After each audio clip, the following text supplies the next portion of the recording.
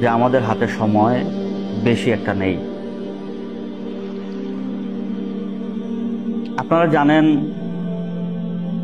Already আমেরিকার president পারমাণবিক যুদ্ধের সম্ভাবনাকে উনি কনফার্ম করেছেন 2-1 দিনের ভিতরে, এবং উনিও বলতেছেন যে পারমাণবিক যুদ্ধ বেঁধে যাবে। এই যে পারমাণবিক অস্ত্রগুলো যে বানানো হয়েছে, বা এই যে পারমাণবিক অস্ত্রগুলি আসলে মূলত বানানো হয়েছে কেন? আল্লাহ রাসূল সাল্লাল্লাহু আলাইহি সাল্লাম বলেন, মালহামা বা তৃতীয় বিশ্বযুদ্ধ এমন একটি যুদ্ধ যে যুদ্ধে 199 জন লোক মারা যাবে। 199 জন লোক মারা যাবে, একজন লোক বেঁচে থাকবে। যে লোকটি বেঁচে থাকবে সে শুধু এটাই অনুভব করবে যে এই পৃথিবীতে শুধু আমিই বেঁচে আছি, আর কেউ বেঁচে নেই। এত ভয়ঙ্কর এবং ভয়াবহ যুদ্ধ পৃথিবীতে হবে, আর সেটা অনুষ্ঠিত হবে একমাত্র পারমাণবিক অস্ত্রের দ্বারা।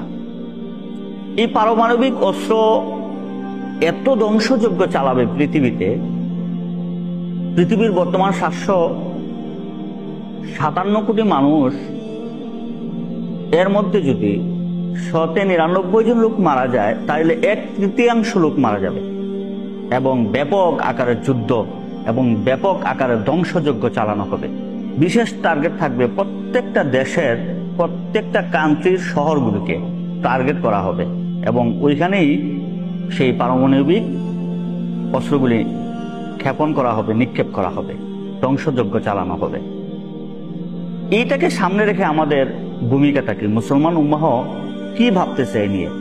আল্লাহ রাসূল সাল্লাল্লাহু আলাইহি সাল্লাম বলেন, এই যুদ্ধকে কেন্দ্র করে পৃথিবী 2 ভাগে বিভক্ত হয়ে যাবে। এক ভাগে থাকবে 80টি দেশ, এবং এই 80টি দেশের প্রত্যেকটা দেশ থেকে 12,000 করে সৈন্য, এবং প্রত্যেকটা দেশের 12,000 করে সৈন্য যার যার ফ্ল্যাগ নিয়ে, পতাকা নিয়ে এই যুদ্ধে অংশগ্রহণ করবে। এবং দ্বিতীয় আরেকটি দল হবে, সেটা তামাম পৃথিবীর সবগুলি মিলে। আর এই যুদ্ধটা মূলত হবে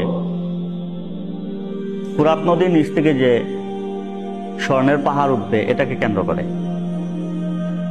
এই স্বর্ণের পাহাড়টা মূলত কি, এটা নিয়ে একটু ভাবার প্রয়োজন, এবং এটা নিয়ে বেশ উলামায়ে কেরামদের মধ্যে বিভিন্ন মত প্রকাশ করতে দেখা যাচ্ছে। কেউ কেউ বলতেছেন যে এই স্বর্ণের পাহাড় বলতে এটা বোঝানো হচ্ছে যে ব্ল্যাক গোল্ড, যেটাকে বলে তেল। আবার কেউ কেউ বলতেছেন না, আল্লাহ রাসূল সাল্লাল্লাহু আলাইহি ওয়াসাল্লাম যেহেতু বলছেন স্বর্ণের পাহাড়, স্বর্ণের পাহাড়ে উঠবে। আমরা যদি এখন একটু ফুরাত নদীর দিকে তাকিয়ে দেখি, বর্তমানে ফুরাত নদীতে 10% পানি আছে। এটা ওই কিছুদিনের ভিতরেই সেটা প্রায় শেষের দিকে চলে আসতেছে। এই আনুষঙ্গিক বিষয়গুলি, ওদিকে দাজ্জাল প্রকাশের যে বিশেষ বিশেষ যে লক্ষ্যগুলি বা লক্ষণগুলি, আমরা যদি বিশ্বের দিকে এগুলিকে পর্যবেক্ষণ করি, তাহলে আমরা দেখতে পারতেছি যে দাজ্জাল প্রকাশের সবগুলি লক্ষণ প্রকাশ হয়ে গেছে। শুধু দাজ্জাল এখন প্রকাশ হবে, এটুকুই অপেক্ষায় আমরা আছি।